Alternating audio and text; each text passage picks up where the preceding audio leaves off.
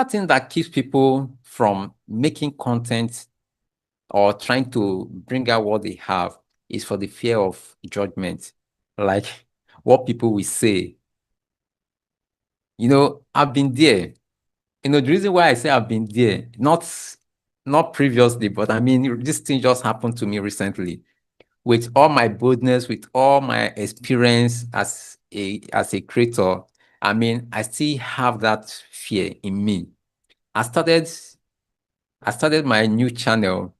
I created it about a month ago. So I plan that I'm going to start making content on it from May. But do you know what was my greatest fear? Yes, I have a channel with over 60,000 subscribers. But why was I so scared? I'm so scared about, making content. Why am I so scared? Why am I so worried, afraid? It is because I'm scared of what people will talk about. So you should just ignore what people will talk about and start making your content, whether you have low views, low comments, maybe what your friends will say, or what maybe you might sound unintelligent, maybe when you make something, or even your grammar may not be too touched like that. Don't be scared about that. Don't be scared.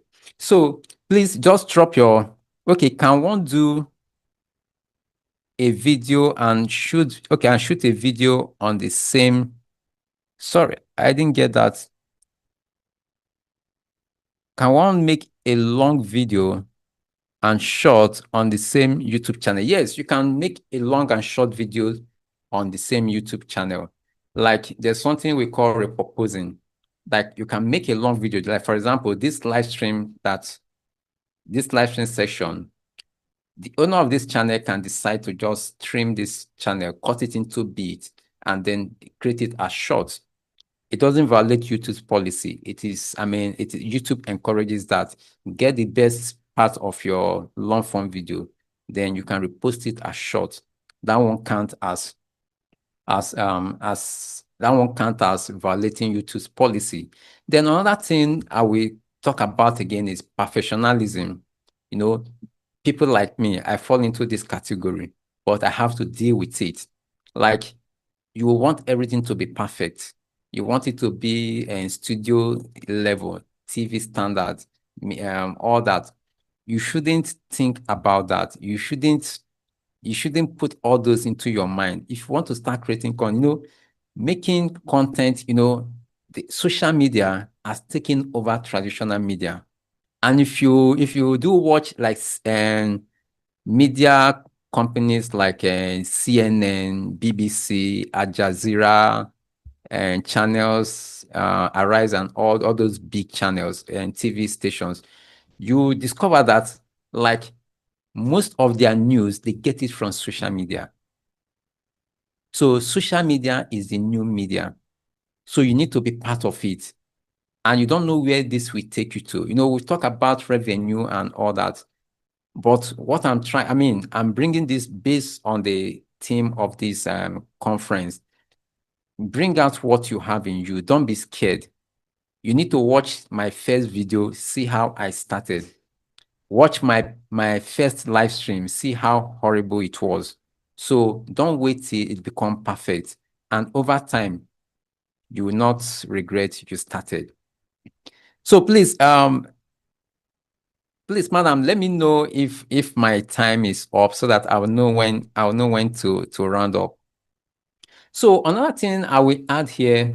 Okay. Yes, So you're doing well, sir. We just have like about 5 minutes more. Yeah. okay, about 5 minutes. Okay. So another thing let me just wrap up with this.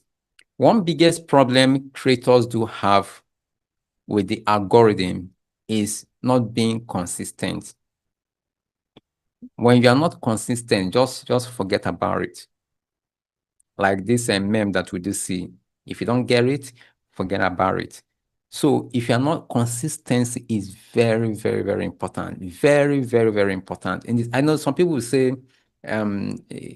consistency will not get you where. Yes, but consistency is the foundation. It's something you need to work upon.